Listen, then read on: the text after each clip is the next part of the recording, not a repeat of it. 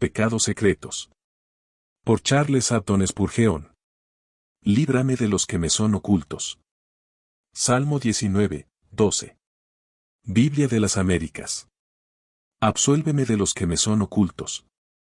La justicia propia surge en parte del orgullo, pero principalmente de la ignorancia de la ley de Dios. Debido a que los hombres conocen muy poco o nada del terrible carácter de la ley divina, se imaginan justos insensatamente. No están conscientes de la profunda espiritualidad, de la rigurosa severidad de la ley, pues de lo contrario tendrían nociones diferentes y de mayor sabiduría. Si supieran cuán estrictamente la ley juzga los pensamientos, cómo se involucra con cada emoción del hombre interior, no habría ninguna criatura bajo el cielo de Dios, que se atreviera a considerarse justa delante de Dios. En virtud de sus propias obras y pensamientos. Basta que la ley sea revelada a un hombre, basta que sepa cuán estricta es la ley y cuán infinitamente justa, para que su justicia propia se marchite hasta convertirse en nada. Su justicia propia será un harapo inmundo a sus ojos, cuando antes la consideraba un vistoso abrigo. David, habiendo visto la ley de Dios, y habiéndola alabado en este salmo que hemos leído aquí el día de hoy, al reflexionar en su excelencia, fue conducido a formular esta pregunta: ¿quién podrá entender sus propios errores? Y luego ofrece esta oración: absuélveme de los que me son ocultos. En el Concilio Lateranense de la Iglesia de Roma, se aprobó un decreto que establece que todo creyente verdadero debe confesar anualmente sus pecados, todos sus pecados, a un sacerdote. Y se agregó a ese decreto la declaración que no hay esperanza de perdón si no se cumple con el decreto. ¿Qué podría igualar el disparate de un decreto como ese? ¿Acaso suponían que los hombres pueden decir sus pecados tan fácilmente como pueden contar sus dedos? Vamos, si pudiéramos recibir el perdón de todos nuestros pecados, diciendo cada pecado que hemos cometido en una hora, ninguno de nosotros podría entrar al cielo, puesto que, además de los pecados que nos son conocidos y que podemos ser capaces de confesar, hay un vasto conjunto de pecados que son tan verdaderos pecados como los que podemos observar, pero que están escondidos y pasan desapercibidos delante de nuestros ojos. Si tuviésemos ojos como los de Dios, tendríamos una opinión propia muy diferente. Los pecados que vemos y confesamos, son como las pequeñas muestras que el granjero trae al mercado, tomadas del granero que está repleto en su casa. No tenemos sino unos cuantos pecados que podemos observar y detectar, comparados con todos aquellos que están escondidos de nosotros y que tampoco son vistos por nuestros semejantes. No dudo que sea una verdad aplicable a todos los que estamos aquí, que en cada hora de nuestra existencia en la que desarrollamos una actividad, cometemos decenas de miles de impiedades por las cuales la conciencia nunca nos ha remordido, porque nunca las hemos visto como cosas malas, en virtud de que no hemos estudiado las leyes de Dios como deberíamos hacerlo. Ahora, tenemos que aceptar que pecado es pecado, ya sea que lo veamos o no un pecado, aunque sea desapercibido, es un pecado tan real como si advirtiéramos que es pecado. Aunque no es un pecado tan grave a los ojos de Dios como si lo hubiéramos cometido deliberadamente, en vista que carece del agravante de la intención. Todos los que conocemos nuestros pecados, ofrezcamos esta oración después de cada una de nuestras confesiones: Señor, he confesado todos los pecados que me son conocidos, pero debo agregar un etcétera después de ellos. Diciendo: absuélveme de los que me son ocultos. Sin embargo, esa no será la esencia de mi sermón de hoy. Mi objetivo es una cierta clase de hombres que tienen pecados no desconocidos para ellos, pero que los mantienen en secreto delante de sus semejantes. Cada vez y cuando levantamos una hermosa piedra colocada sobre el verde césped de la iglesia profesante, bordeada por la espesura de una bondad aparente, y para nuestro asombro, encontramos debajo de ella todo tipo de insectos inmundos y reptiles aborrecibles, y en nuestro disgusto frente a tanta hipocresía, exclamamos: todos los hombres son unos mentirosos. No hay nadie en quien podamos depositar nuestra confianza. No sería justo aplicar ese calificativo a todos, pero realmente, los descubrimientos que se hacen sobre la insinceridad de nuestros semejantes, son suficientes para que los despreciemos.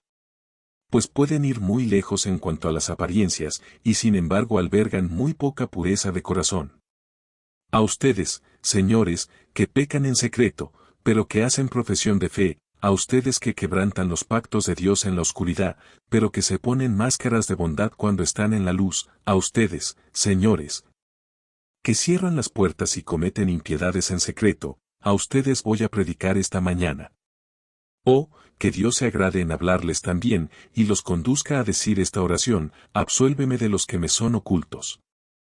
Me esforzaré por exhortar a todos los hipócritas, pidiéndoles que abandonen, que renuncien, que detesten, que odien, que aborrezcan todos sus pecados secretos. Y, primero, me voy a esforzar para mostrar la insensatez de los pecados secretos, en segundo lugar, la miseria de los pecados secretos, en tercer lugar, la culpa de los pecados secretos, en cuarto lugar, el peligro de los pecados secretos, y luego intentaré aplicar algunas palabras a manera de remedio, para que todos nosotros recibamos la gracia de evitar los pecados secretos. Primero, entonces, la insensatez de los pecados secretos. Hipócrita, eres hermoso cuando se te ve, tu conducta exterior es recta, afable, liberal, generosa y cristiana, pero te entregas a algún pecado que el ojo del hombre no ha detectado todavía. Tal vez es la borrachera en privado. Tú denigras al borracho cuando se tambalea por las calles, pero tú puedes entregarte a la borrachera en privado. Puede ser cualquier otro apetito o vicio, no me corresponde especificar cuál es en este momento. Pero, hipócrita, te decimos que eres un necio cuando piensas en albergar un pecado secreto. Eres un necio por una razón especial, que tu pecado no es un pecado secreto, es conocido, y será revelado un día, tal vez, muy pronto. Tu pecado no es un secreto, el ojo de Dios lo ha visto, tú has pecado delante de su rostro. Tú has cerrado la puerta, has corrido las cortinas, y te has ocultado del ojo del sol, pero el ojo de Dios traspasa la oscuridad. La sombra que te rodeaba era tan clara como la luz del mediodía de verano para el ojo de aquel que ve todas las cosas. ¿Acaso no sabes, oh hombre, que todas las cosas están desnudas y abiertas a los ojos de aquel a quien tenemos que rendir cuentas? Cuando el sacerdote hundía su cuchillo en las entrañas de su víctima, descubría el corazón y el hígado, y todo lo que estaba contenido dentro. Así eres tú, oh hombre, visto por Dios, cortado en dos mitades por el Todopoderoso. No tienes ninguna cámara secreta donde te puedas esconder. No tienes ningún sótano oscuro donde puedas encubrir tu alma. Cava profundo, tan profundo hasta llegar al infierno, pero no podrás encontrar suficiente tierra sobre el globo terráqueo para cubrir tu pecado, si pudieras reunir montañas sobre la tumba de ese pecado.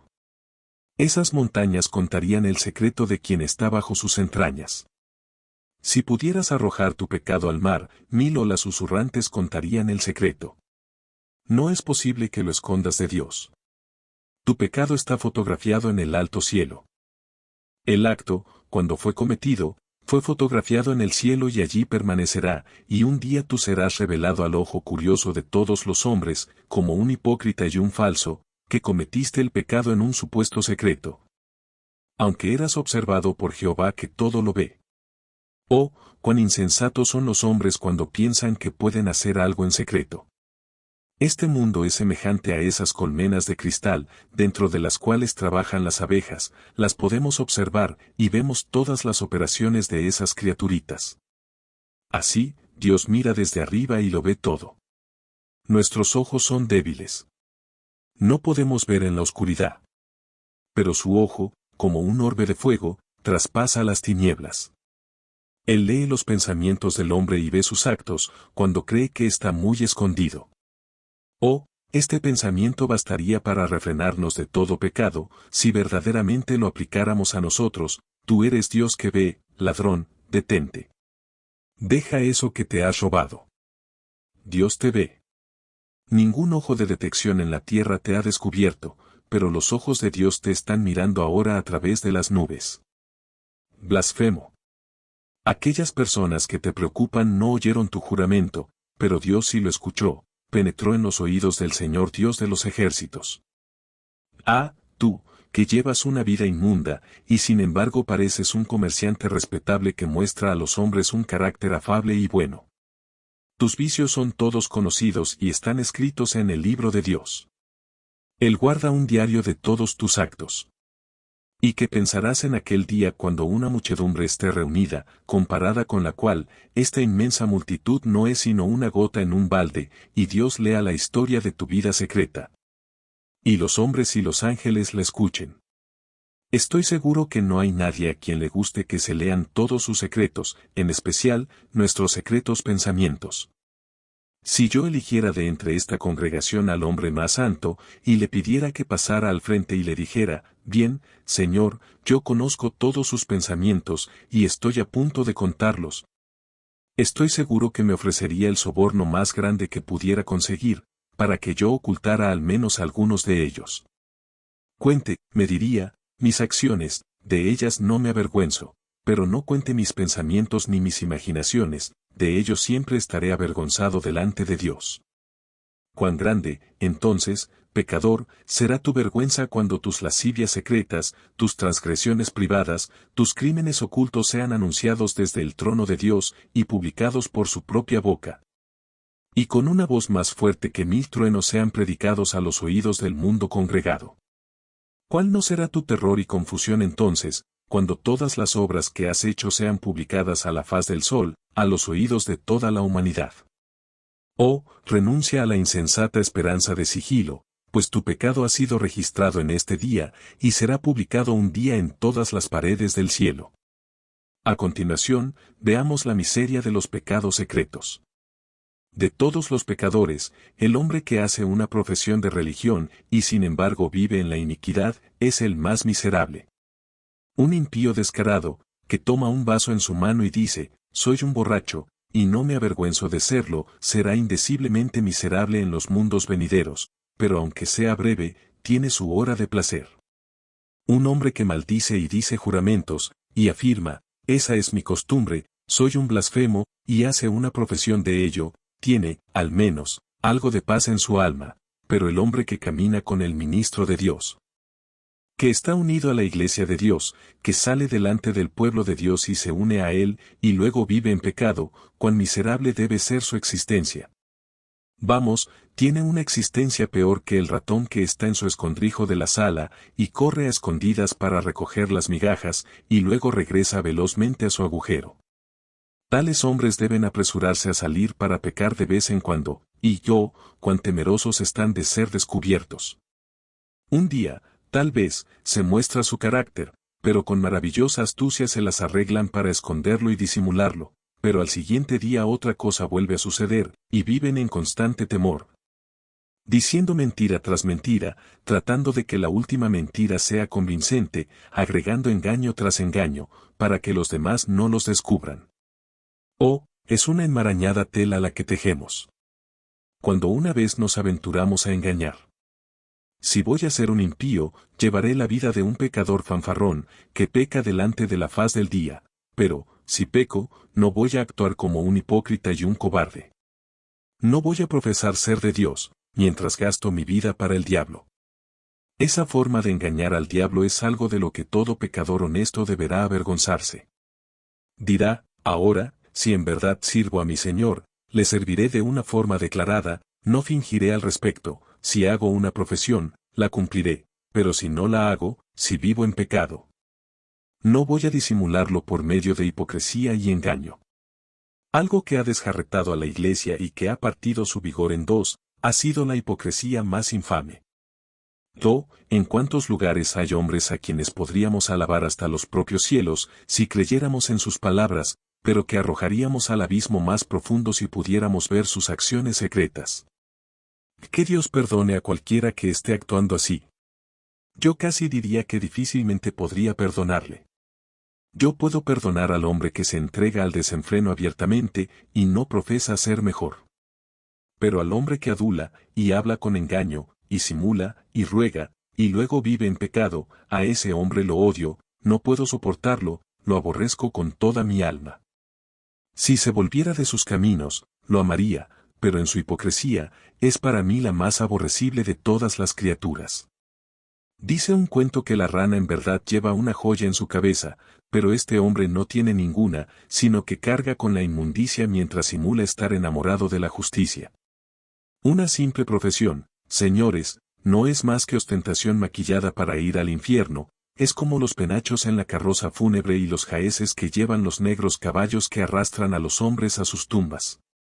Cuídense, por sobre todas las cosas, de una profesión hecha con cera que no resiste los rayos del sol. Eviten una vida que necesita dos caras, debe ser una cosa o la otra. Si te decides a servir a Satanás, no pretendas servir a Dios, y si sirves a Dios, sírvele de todo corazón. Ninguno puede servir a dos señores, no lo intenten, no se empeñen en hacerlo, pues ninguna vida será más miserable que esa.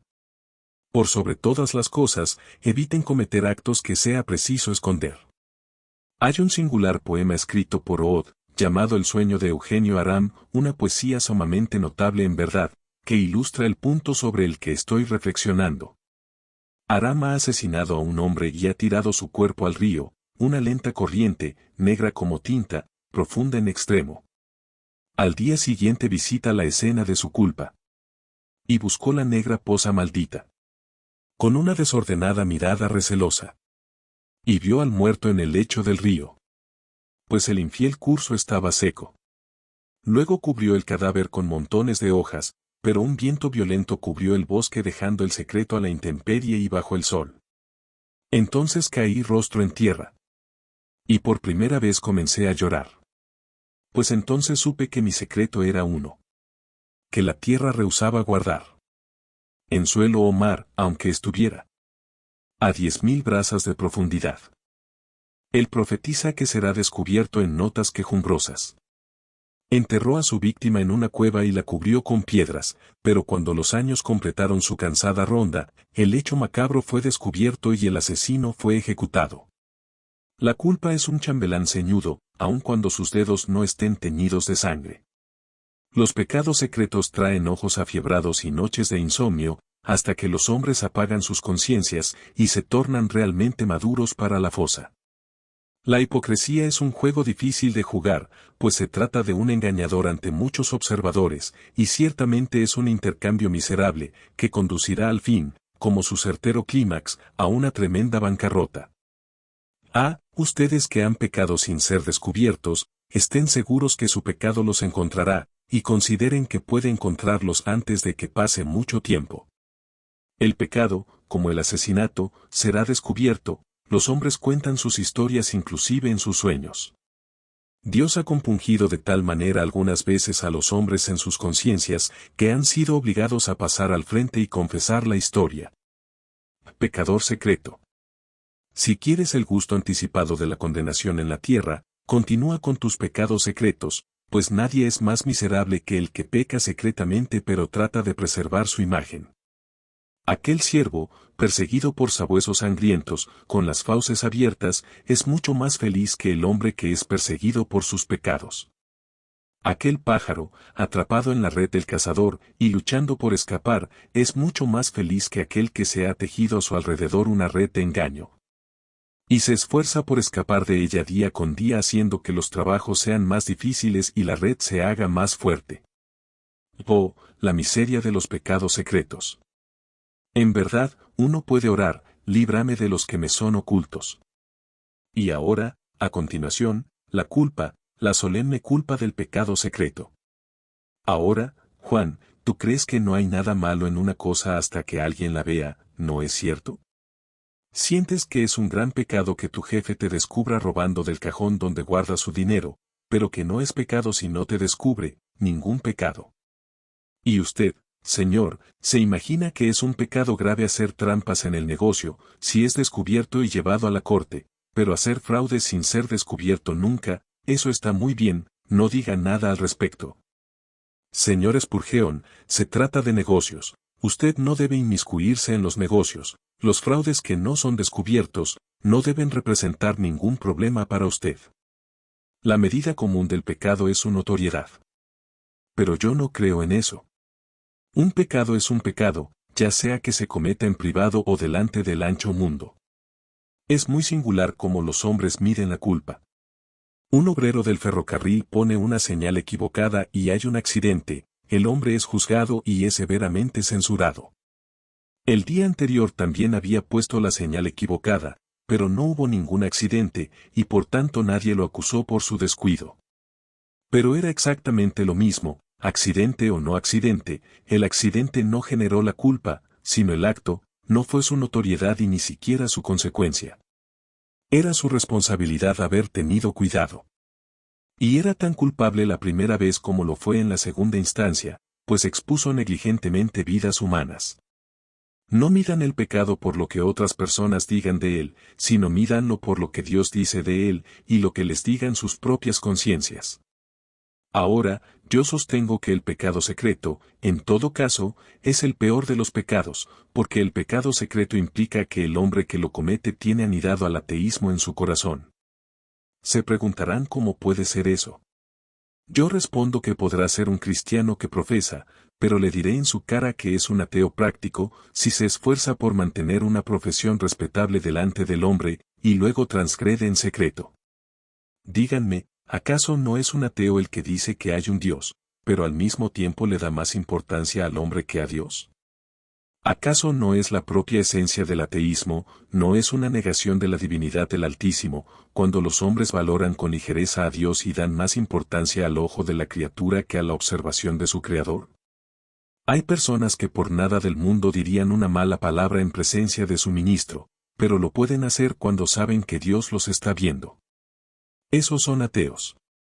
Hay algunos que no harían trampas en los negocios por nada del mundo si supieran que serían descubiertos, pero pueden hacerlo mientras Dios está con ellos, esto es, valoran más el ojo del hombre que el ojo de Dios.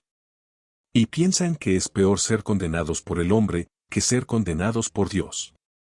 Llámenlo como quieran, su nombre correcto es ateísmo práctico. Es deshonrar a Dios, es destronarle, es ponerlo por debajo de sus propias criaturas, ¿y qué es eso sino negarle su divinidad? Hermanos, les imploro que no incurran en la terrible culpa de los pecados secretos. Ningún hombre puede pecar poco en secreto, pues en verdad engendrará más pecados. Nadie puede ser un hipócrita y sin embargo tener una culpa moderada. Irá de mal en peor, y continuará así, hasta que cuando su culpa sea publicada, será descubierto como el peor y más endurecido de los hombres. Atribuyan mucha importancia a la culpa del pecado secreto. Si pudiera, ahora predicaría como Rowland Hill lo hacía, haciendo sentir a ciertas personas que les estaba predicando en lo personal, y que temblaran. Se dice que cuando él predicaba, no había ningún hombre junto a la ventana, o en medio de la multitud, o sentado en algún lugar alto, que no dijera, vaya, me está predicando a mí. Me está hablando acerca de mis pecados secretos. Y cuando proclamaba la omnisciencia de Dios, se dice que los hombres se inclinaban a pensar que estaban viendo a Dios presente corporalmente en medio de ellos, mirándolos. Y cuando terminaba el sermón, escuchaban una voz que susurraba a sus oídos, ¿se ocultará alguno, dice Jehová, en escondrijos que yo no lo vea? ¿No lleno yo, dice Jehová, el cielo y la tierra? Yo quisiera poder hacer lo mismo. Hacer que cada hombre se mirara y descubriera su pecado secreto. Vamos, oyente, ¿cuál es? Sácalo a la luz del día, tal vez se muera bajo la luz del sol. A estas cosas no les gusta ser descubiertas. Dile ahora a tu propia conciencia cuál es. Míralo a la cara, confiésalo delante de Dios, y que Él te dé gracia para hacer desaparecer ese pecado y cualquier otro, y volverte a Él con pleno propósito de corazón. Y agrego esto, que tu culpa es culpa, sea descubierta o no, y si acaso hay alguna diferencia, es una culpa mayor, porque ha sido secreta. Dios nos libre de la culpa del pecado secreto. Absuélveme de los que me son ocultos. Y escuchen, a continuación, el peligro del pecado secreto. Un peligro es que un hombre no puede cometer un pecadito en secreto sin que, con el tiempo, se convierta en un pecado público. Si cometes un pecado, es como cuando se derrite el glaciar inferior en los Alpes, los otros lo seguirán. Amontonas hoy una piedra sobre el majano, al día siguiente echas otra, y así sucesivamente, hasta que el montón, erigido piedra sobre piedra, se convierte en una pirámide. Vean al insecto del coral en su trabajo. Ustedes no pueden decretar dónde concluirá su trabajo. No edificará su roca exactamente tan alta como la quieran ustedes, sino que no se detendrá hasta que no esté cubierta de algas, y luego hasta que las algas se decompongan, y luego habrá tierra sobre ella. Y finalmente una isla será construida por estas diminutas criaturas. El pecado no puede ser contenido por el freno y la brida. Pero yo solo voy a tomarme un traguito de vez en cuando, solo voy a estar intoxicado una vez a la semana o algo así. Nadie lo verá, me iré directamente a la cama. Pronto estarás borracho en las calles. Únicamente voy a leer un libro lascivo y lo voy a esconder debajo del sofá cuando entre alguien. Todavía lo mantienes en tu biblioteca, amigo. Solo me reúno con esos amigos ocasionalmente. Luego te reunirás todos los días, tal es su carácter embrujador, no puedes evitarlo. Es igual que le pidas a León que te permita meter tu cabeza en sus fauces. Tú no puedes controlar sus mandíbulas, tampoco puedes regular el pecado. Una vez que te adentras en él, no puedes decir cuándo serás destruido. Podrás ser un individuo tan afortunado que, como Van Amburg, metas y saques tu cabeza muchísimas veces, pero puedes estar seguro que uno de estos días será una aventura costosa. Además, puedes empeñarte en esconder tu hábito depravado, pero saldrá a la luz, no puedes evitarlo. Tú guardas tu pequeño pecado favorito en casa, pero fíjate bien en esto, cuando la puerta esté abierta de par en par, el perro saldrá a la calle. Cúbrelo en tu pecho, pon sobre el pliegue tras pliegue de hipocresía para mantenerlo secreto, pero el desdichado estará cantando algún día cuando estés en compañía de otros, no puedes mantener quieto al pájaro del mal. Tu pecado deambulará lejos, y lo que es peor, no te importará uno de estos días. El hombre que se entrega al pecado en privado, gradualmente vuelve su frente tan dura como el bronce. La primera vez que pecó, las gotas de sudor brotaban de su frente al recordar lo que había hecho, la segunda vez, ya no había sudor caliente en su frente, solo una cierta agitación del músculo, la tercera vez. Había un aspecto solapado y furtivo, pero no había agitación, la siguiente vez, pecó un poco más, y gradualmente se volvió el atrevido blasfemo de su Dios, que llegó a exclamar, ¿quién soy yo para que tema a Jehová? ¿Y quién es él para que le sirva? Los hombres van de lo malo a lo peor. Echa tu barca a la corriente, y segaramente irá a donde la corriente la arrastre. Colócate en el remolino, y serás como una paja en el viento, irás a donde sople el viento, no te puedes controlar. El globo puede remontarse, pero no puede controlar su curso, irá en la dirección que sople el viento. Si tú te montas una vez en el pecado, no hay forma de detenerte. Ten cuidado. Si no quieres convertirte en el peor de los individuos, cuídate de los pecaditos, porque ellos, apilándose unos sobre otros, pueden al fin lanzarte desde la cima y destruir tu alma para siempre. Hay un gran peligro en los pecados secretos. Pero yo tengo aquí algunos verdaderos cristianos que consienten pecados secretos. Afirman que no es sino un pecadito, y por lo tanto pueden pasarlo por alto.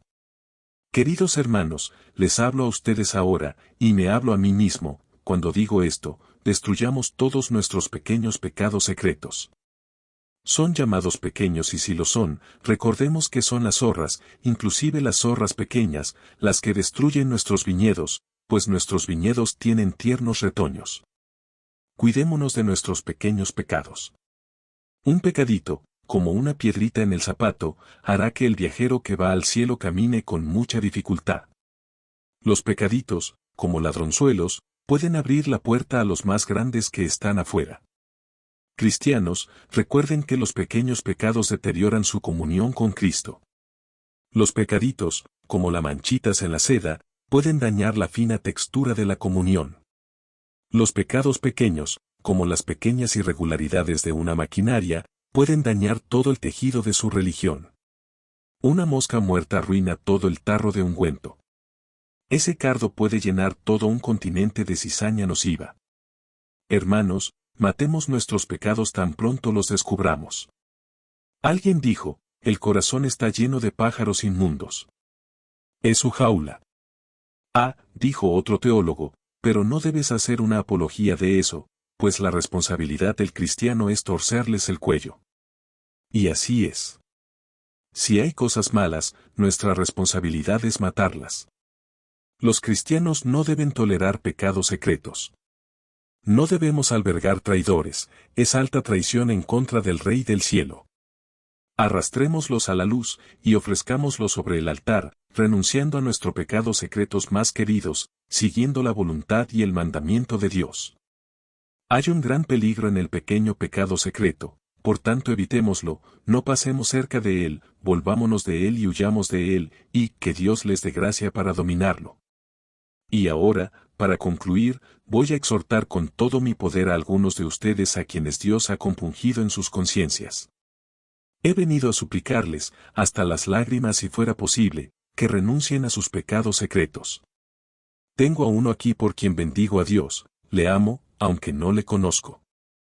Casi está persuadido de ser un cristiano, claudica entre dos opiniones, tiene la intención de servir a Dios, se esfuerza por abandonar el pecado, pero encuentra que es una lucha difícil.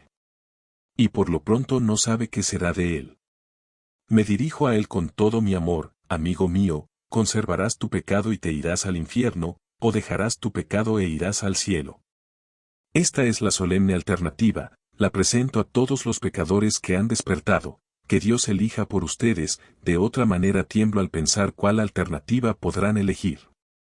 Los placeres de esta vida son tan intoxicantes, sus gozos entrampan de tal manera, que si no recordara que Dios es el que en nosotros produce así el querer como el hacer, no tendría esperanza en ustedes.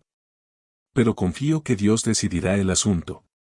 Permítanme poner la alternativa delante de ustedes. Por un lado está el júbilo de una hora, una breve vida de dicha, aunque será una pobre dicha. Por otro lado, hay vida eterna y gloria perpetua.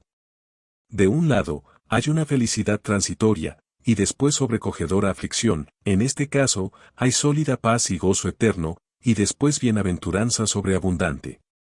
No temo ser considerado un arminiano cuando digo, como dijo Elías, ¿hasta cuándo claudicaréis vosotros entre dos pensamientos? Si Jehová es Dios, seguidle, y si Baal, id en pos de él. Pero, ahora, hagan voluntariamente su elección, y que Dios les ayude a hacerla.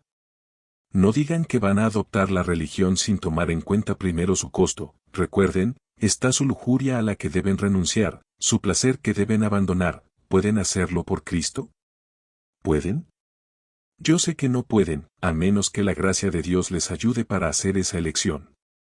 Pero pueden decir, sí, con la ayuda de Dios, yo renuncio a todos los juguetes llamativos de la tierra, a sus pompas, boatos y fruslerías. Todo esto no pueden nunca satisfacer. Denme a Cristo, o muero. Pecador, nunca te arrepentirás de esa elección, si Dios te ayuda a tomarla, encontrarás la felicidad aquí, y serás 3 veces feliz por toda la eternidad. Pero, dirá alguien, Señor, yo tengo la intención de ser religioso, pero no estoy de acuerdo con su rigurosidad. Yo no pido eso, yo espero, sin embargo, que des el beneplácito a la rigurosidad de Dios, y la rigurosidad de Dios es 10.000 veces más grande que la mía. Podrás decir que soy puritano en mi predicación, Dios era puritano cuando juzgue en aquel gran día. Puedo ser percibido como severo, pero nunca podré ser tan severo como lo será Dios. Yo puedo pasar la grada de dientes filosos en tu conciencia, pero Dios pasará gradas de fuego eterno en todo tu ser un día. Yo podré hablar cosas que truenan. Dios no las dirá sino que las lanzará de sus manos. Recuerden que los hombres se pueden reír del infierno, y decir que no existe, pero deben rechazar sus Biblias antes de creer esa mentira. Las conciencias de los hombres les dicen que hay un terrible infierno y dolores eternos, donde los pecadores con diablos deben morar. En tinieblas, fuego y cadenas. Señores, ¿conservarán sus pecados secretos y merecerán el fuego eterno por ellos? Recuerden que no hay opción, o renuncian a todos ellos, o de lo contrario no pueden ser hijos de Dios.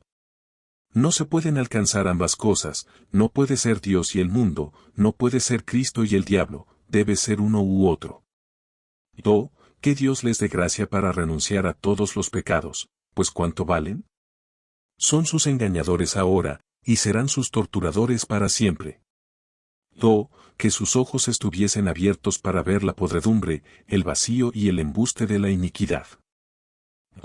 Que Dios los vuelva a Él. Que Dios les dé la gracia para atravesar el Rubicón del arrepentimiento en esta misma hora, para que digan, a partir de ahora es guerra a muerte con mis pecados, no voy a mantener voluntariamente ninguno de ellos. Sino que fuera con ellos, cananeos, hititas, jebuseos, todos serán echados fuera. El ídolo más amado que he conocido. Cualquiera que haya sido. Ayúdame a derribarlo del trono. Y adorarte solamente a ti. Pero, oh, Señor, no puedo hacerlo, sería como sacarme los ojos. Ay, escucha lo que dice Cristo, mejor te es entrar con un solo ojo en la vida, que teniendo dos ojos ser echado en el infierno de fuego. Pero sería como cortarme un brazo. Ay, mejor te es entrar en la vida cojo o manco, que ser echado en el fuego eterno. Cuando el pecador venga delante de Dios al final, ¿piensan que hablará como lo hace ahora?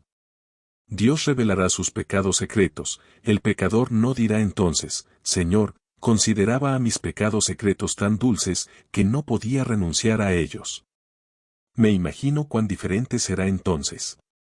Señor, me dicen ahora, usted es demasiado estricto, ¿dirán eso mismo cuando los ojos del Todopoderoso estén mirándolos airadamente? Ustedes me dicen ahora, Señor, usted es demasiado preciso, ¿le dirán eso al Dios Todopoderoso en su cara? Señor, tengo la intención de conservar tal y tal pecado, ¿pueden decirlo en el tribunal de Dios al fin? No se atreverán a hacerlo en aquel momento. Cuando Cristo venga una segunda vez, habrá un cambio sorprendente en la manera en que hablan los hombres. Me parece verle, allí está sentado en su trono. Vamos, Caifás, ven a condenarle ahora. Judas, ven y bésale ahora. Hombre, ¿cuál es tu problema ahora? ¿Le tienes miedo? Vamos, Barrabás, sal, ve si te prefieren ahora en lugar de Cristo. Blasfemo, ahora es tu momento, has sido un hombre valeroso, maldícelo en su cara ahora. Ahora, borracho, camina tambaleante hacia él. Vamos, infiel, dile ahora que no hay Cristo, ahora que el mundo está encendido con su rayo y la tierra es sacudida con el trueno hasta que sus sólidos pilares se doblegan, dile a Dios ahora que no hay Dios. Ríete ahora de la Biblia, búrlate ahora del ministro. Vamos, caballeros, ¿cuál es el problema que tienen? ¿Qué, no pueden hacerlo?